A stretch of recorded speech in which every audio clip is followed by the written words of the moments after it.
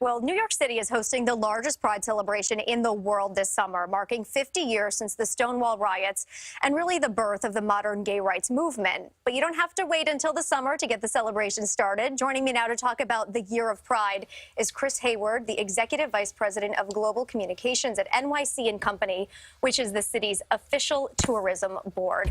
Great to have you here with us this morning. You guys have been very, very busy getting ready for this. We really have. It's going to be a monumental year because we're hosting World Pride for the first time in the United States. And New York City will play host to about 4 to 5 million people this June during this significant year. And it's also the 50th anniversary of Stonewall, which is a significant historic anniversary. So what have you guys been doing to get ready for this? Well, we've been working with all of our cultural institutions to really make this the Year of Pride. And many of our culturals are doing special exhibitions, some that are on now and more that will be coming on during the anniversary year to really make this a year-long celebration. So the first exhibition really gets kicked off at the New York Public Library. Tell me about that. Yes, Love and Resistance Stonewall 50. This is really where you get the crash course on why Stonewall 50 is so significant. You learn about the struggle and the fight for equality that took place. It features the work of 2 pioneering photojournalists, Kay Tobin LaHusen and Diana Davies. It includes ephemera, periodicals, great photos, and it's free of charge. It's on the 3rd floor of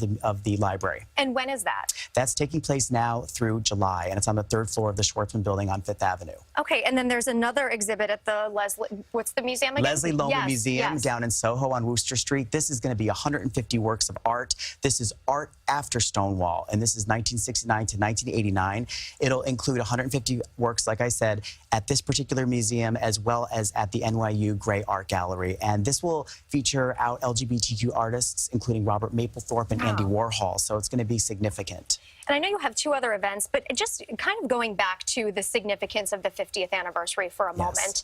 When we look at where we've been, where we are now, what do we still have to do to continue to perpetuate this movement forward? We have a lot of work to do. We have seen the fight for equality. We've come a long way, but there's so much work to be done. If you look at the transgender world in particular, we've got work to do. And so I think this is going to be significant this year with the Pride March. Like I said, 4 to 5 million people are expected. They just announced the parade route last week. You're going to see people come and really celebrate their pride. And really, it's going to be a rallying call for the continued fight for equality, which we really need to have. And then what about what's going on at the Brooklyn Museum?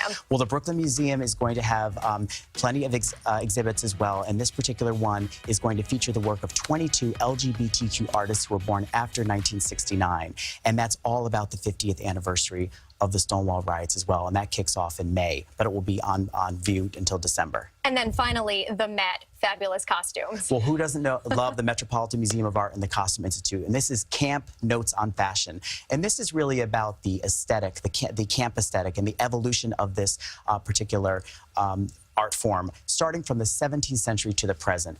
It will feature 200 objects, including menswear, women's wear, sculptures, paintings, and drawings, and including 125 pieces of fashion. So it's always a long-anticipated opening. The Met Gala is long celebrated. It's going to include co-chair Lady Gaga coming this May, and Anna Wintour is also involved. So that's definitely a must-see on the cultural calendar. Well, you guys do incredible work. You're extremely busy. We thank you for taking time out of that crazy schedule to enlighten all of us about what you have coming up. Thank you. And a full listing is on our website, nycgo.com/worldpride, where you can see other exhibitions and activity taking place during this anniversary year. And funny you mentioned that, because for more information on all those exhibits, we've also posted to your website onto ours, cbsnewyork.com.